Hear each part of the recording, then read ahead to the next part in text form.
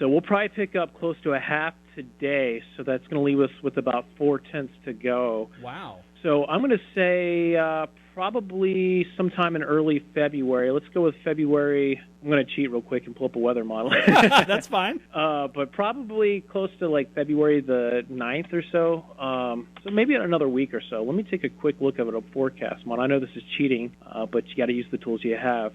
So yeah, you know, it looks like another ridge of high pressure building in next week. So let's go with February the 9th. We'll pass the 1 inch for 2014. We're not counting going back to July though. Sure. And then, you know, looking at this, I'm seeing a lot of people, I guess the word would be panicking on Facebook. What are we looking at for this coming spring and summer? I mean, is this going to be, are we looking at a drought and water rationing, or do you think we'll recover before then?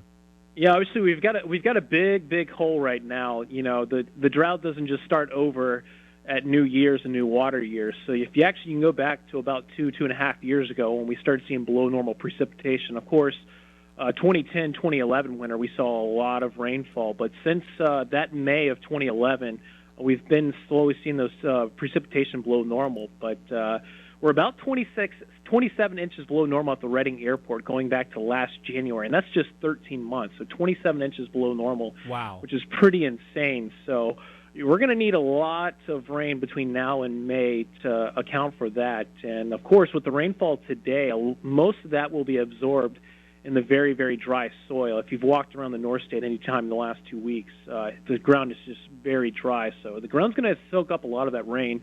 So we're really not going to see a whole lot of it in the streams and the reservoirs over the next week or so. But hopefully we can get another system to build on to this one, because you want to keep getting rainfall on top of wet ground so you can get that runoff.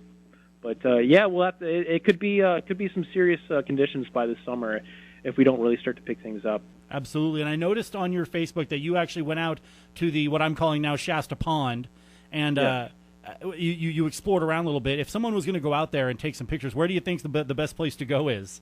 You know, I went up to the Lakeshore area. I went to Shasta Caverns, and then I went up to the Lakeshore Antlers area. So right by, the new bridge, Antlers Bridge, that they're building on I-5, that's a good spot. And I tell you what, there was a ton of people out there. I would say a couple of dozen people that Saturday afternoon. So wow, actually a lot of people coming up to kind of check it out. So I've been calling it drought tourism, but drought tourism. Area, it's going to be a little muddy there with the rain here the next couple of days. So definitely take some old shoes if you plan on going anytime in the next 5 days, because you're talking about the bottom of a lake bed, so a lot of silt and mud, and you're going to ruin shoes easily. All right, so crappy shoes. I love it. All right, Rob, well, I know you're a busy man this morning. I want to thank you so much for helping us out and helping us predict a day. By the way, no one has picked that day yet, so we'll see what happens. What do I win? If no one else picks that day, and that is the day that it happens on, we'll hook you up with the Rainy Day Prize Pack. All right, appreciate it. Thank you so much.